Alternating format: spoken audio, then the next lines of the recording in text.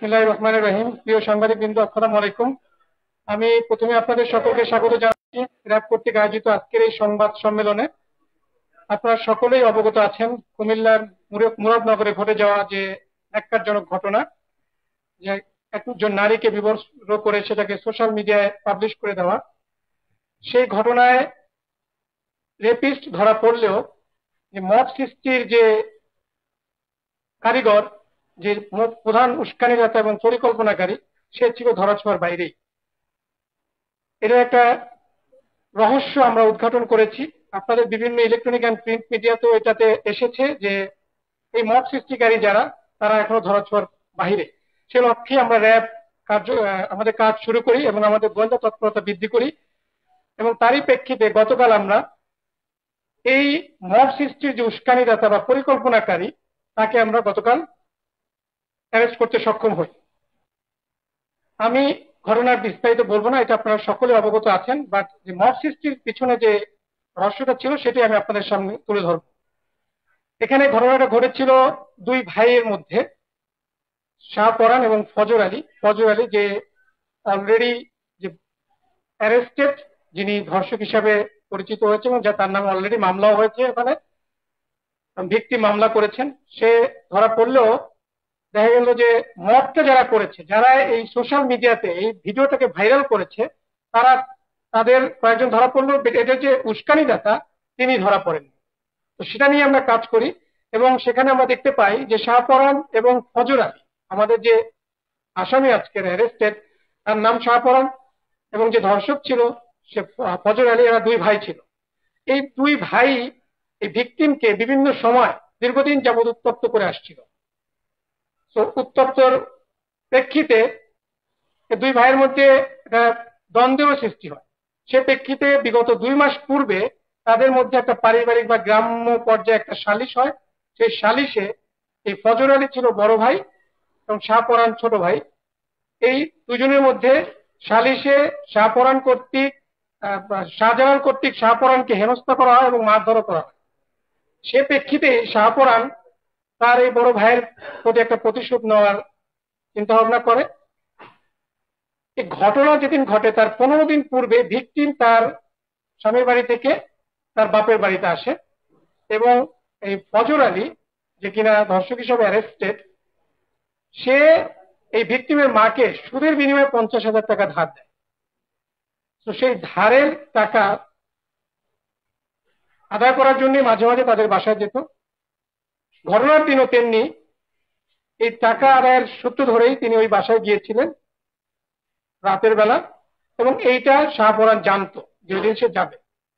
সে প্রেক্ষিতে শাহপরান তার লোকজন সেট করে দেয় যে এরকম এই টাইমে যাবে, তোমরা যদি তাকে ধরতে চাও ধরতে পারো।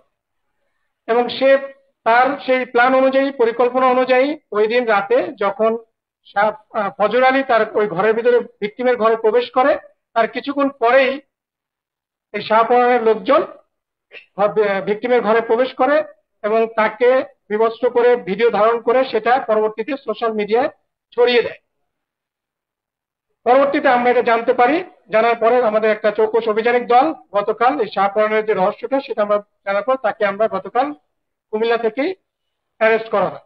এই ছিল মূলত যে মব সৃষ্টি এবং সোশ্যাল মিডিয়ায় ভিডিওটাকে ভাইরাল করার পিছনে নেপথ্য কাহিনী। মূলত দুই ভাইয়ের দ্বন্দ্বকে কেন্দ্র করেই এই ঘটনাটা ঘটানো হয়েছে এবং এই মহিলাকে এই দুই ভাই দীর্ঘদিন যাবৎ উত্তপ্ত করে আসছিল। সেটাই ছিল মূলত ঘটনা। এটা এই লক্ষ্য আপনারা অলরেডি জানেন যে ধর্ষক সহকারে 4 জন উত্তপ্তকারী, 4 জন মবের সদস্য এবং যে প্রধান পরিকল্পনাকারী, গতকাল আমরা তাকে অ্যারেস্ট করেছি। তো আপনাদের যদি কোনো কোশ্চেন থাকে আপনারা করতে পারেন। আমি বলেছি শুরুতেই যে দুই ভাইয়ের মধ্যে দ্বন্দ্বটা মূলত দুইজনেই এই মহিলাকে উত্তপ্ত করছে।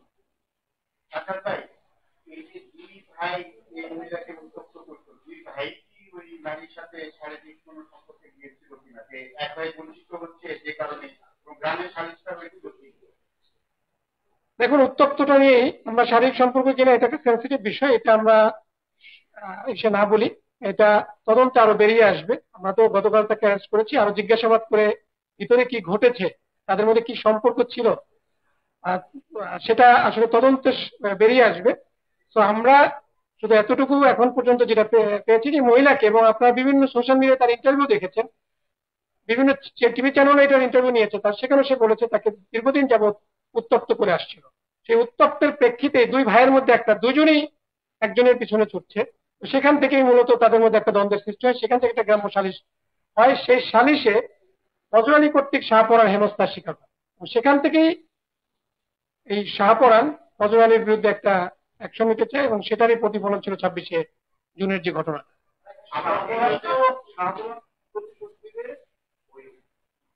সালিশের পরেই মানে ফজর সালিশের পরেই সেটা ডিসিশন নিয়েছে, তার প্ল্যানিংটা কি ছিল, কিভাবে করবে, এবং এই যে মব সৃষ্টি, ভিডিও করা, ভাইরাল করা, সবকিছু প্ল্যানিংটা কিভাবে? দেখুন, ওই যে 50,000 টাকা ধার দিয়েছে ভিকটিমের মাকে, সেই ধারের টাকা নেওয়ার জন্য মাঝে মাঝেই, এটা হচ্ছে সুদের বিনিময়ে দেয়, মাঝে মাঝে সুদের বিনিময়ে যে সাপ্তাহিক বা মাসিক হিসাবে কিছু টাকা দিবে, সেই টাকা আদায় করার জন্যই মাঝে মাঝে ফজর আলী তার বাসায় যেত। এটা শাহপরান জানতো। সেই পরিকল্পনা অনুযায়ী 26শে জুন যখন সে জানতে পেরেছে যে ফজর আলী আজকে যেতে পারে সেই বাসায়, সে অনুযায়ী সে মবটা প্ল্যান করে একটা গ্রুপ অফ পিপলকে সে বলে, এবং এটা নিয়ে সে একটা মেসেজও দেয়। সেই মেসেজটা আমাদের কাছে আছে ইমোর মাধ্যমে, যে একজনকে এখানে আরেকজন, আমরা বিশেষ স্বার্থে বলছি না, সে এখন অ্যারেস্টেড হয় না, আমরা তার বিরুদ্ধে কাজ করছি না, আমরা বলছি না, তাকে একটা মেসেজ দিয়েছে, সেই মেসেজের স্ক্রিনশটও আমাদের কাছে আছে। মূলত শাহপরান জানতো যে তার ভাই যাবে, বিভিন্ন কারণে যায়, এট দ্য সেম টাইম তার সাথে মহিলার সাথে উত্তপ্ত করে আসছিল।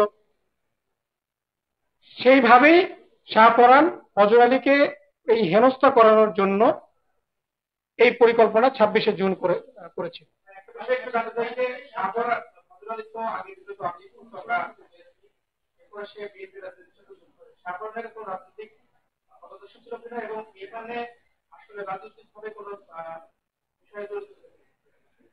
দেখুন, অপরাধ তো অপরাধী, সে রাজনৈতিক আর নর্মাল কোন কি কাজ করে সেটা নিয়ে আমরা এখানে রাজনৈতিক প্রেক্ষাপটটা নিয়ে, হ্যাঁ শাহপরানের বিষয়টা যেটা বলেছেন এটা আমরাও শুনেছি। ফজর আলীর বিষয়টা, শাহপরানের বিষয়টা এখন পর্যন্ত এরকমই হয় নাই, সে একজন নর্মাল সিএনজি চালক ছিল, অটোরিকশা চালক ছিল, এরকম আমাদের কাছে তথ্য রয়েছে, বাট তার সাথে রাজনৈতিক সংশ্লিষ্টতার কোনো বিষয় আমরা পাইনি। তারপর আমি বলবো যে এটা অপরাধ, অপরাধের সাথে যে কোনো রাজনীতি কোনো এখানে প্রাধান্য পেতে পারে না।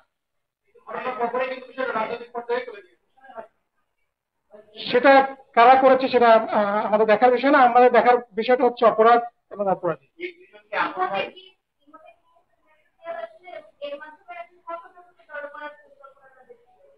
ইমোতে ইমোতে যে মেসেজটা দিয়েছিল সেটা হচ্ছে যে ওই দিন যাবে, এটা শাহপরান একজনকে জানিয়েছে যে আজকে যাবে, তোমরা কি তাকে এরকম করতে চাও কিনা, তাকে আপন ভাই।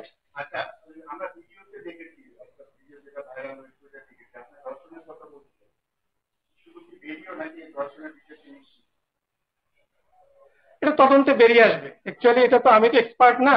আপনি যে ভিডিওটা দেখেছেন, সেই ভিডিওটা আমিও দেখেছি। ফজর আলীর সাথে আমার কথা হয় না, ফজর আলী অলরেডি অ্যারেস্টেড। তো এটার বিষয়ে অ্যাকচুয়ালি যে ধর্ষণ ছিল না কি পরিকল্পিত ছিল, এটার বিষয়ে আসলে I am not the perfect man to answer. এখানে ফজর আলী তার ঘরে প্রবেশ করেছে, এটাও সত্য, যেটা আমরা শুনেছি বিভিন্ন ইলেকট্রনিক প্রিন্ট মিডিয়ার মাধ্যমে। এবং ফজর আলী আগে গিয়েছে বলেই মব পরবর্তীতে ঢুকতে পেরেছে। ফজর আলী আগে গিয়েছে, এখন তার উদ্দেশ্য কি ছিল সেটা ফজর আলী এবং এই ভিকটিমই জানে। এবং মব গিয়েছে, পরবর্তীতে মব ধরেছে, আমরা পরবর্তীতে যেটা দেখেছি। হতে পারে এটা কেস, যেভাবে করে একজন নারীকে উলঙ্গ একটা ভিডিও সোশ্যাল মিডিয়া বা সমাজে ছেড়ে দেওয়া, এটা তো কোনোভাবেই কাম্য হতে পারে না, গ্রহণযোগ্য হতে পারে না। তদন্ত সাপেক্ষ অবশ্যই।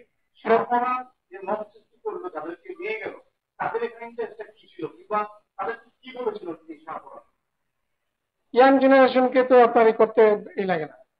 শাহপরানের একটা উদ্দেশ্য ছিল, এটা শাহপরানের কিছু লোকজন ছিল এবং দীর্ঘদিন যাবত উত্তপ্ত করছিল। শাহপরান পারিবারিক ভাবেও তার ভাই বোনদের সাথে তার সম্পর্ক ভালো ছিল না, তার বাবা মার সাথে তার সম্পর্ক ভালো না। শাহপরানের অর্থনৈতিক অবস্থা একটু দুর্বল, এটা সে নিজেই বলেছে প্রাথমিক জিজ্ঞাসাবাদে। সেই হিসেবে তার পরিবার থেকেও শাহপরান ফজর আলী থেকে একটু ডিস্টেন্স হয়ে গিয়েছিল। সে সব মিলিয়েই এই ফজর আলীকে একটু সাহায্য করার উদ্দেশ্যে মূলত এই পরিকল্পনাটা করে। এট দ্য সেম টাইম দুজনই এই মহিলাকে উত্তপ্ত করতো, যেটা বলছি যে দুইজনেরই এখানে দুই ভাই উত্তপ্ত করছিল, সেখানে বড় ভাই ছোট ভাই, এবং এই ঘটনাকে কেন্দ্র করে তাদের মধ্যে সালিশও হয়েছিল। সেখানে ফজর আলী কর্তৃক শাহপরানের হেনস্থার শিকার হয়েছে।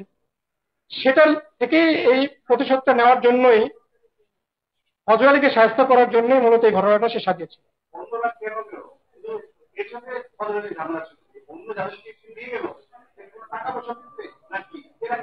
এইটা তদন্তে বেরিয়ে আসবে, তদন্ত হোক। অলরেডি 4 জন অ্যারেস্টেড নিয়ে, এটা নিয়ে অলরেডি আপনারা জানেন যে গতকাল আদালত উঠানো হয়েছিল তানভীরের। এটা তো আমরা তদন্ত করছি না, আমরা আসামি যারা, আমরা শাহপরানকে পেয়েছি, শাহপরানের কাছ থেকে যে তথ্যগুলো পেয়েছি সেটাই আমরা বলছি। বাট পরবর্তী যে জিনিসগুলো কেন, এটা ডিটেল আরো ইনভেস্টিগেশন করে বেরিয়ে আসবে। সোফার এটা নিয়ে 5 জন 6 জন, আজকে এটা নিয়ে 6 জন। আই থিঙ্ক মোটামুটি শেষ।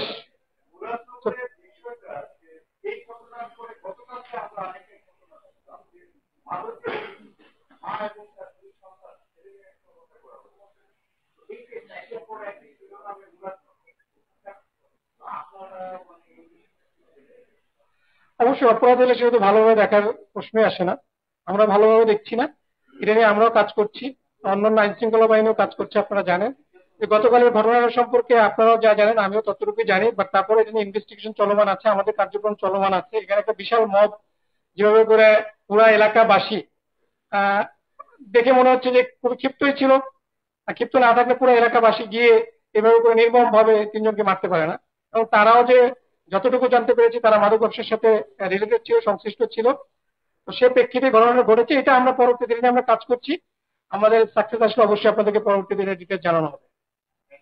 Thank you.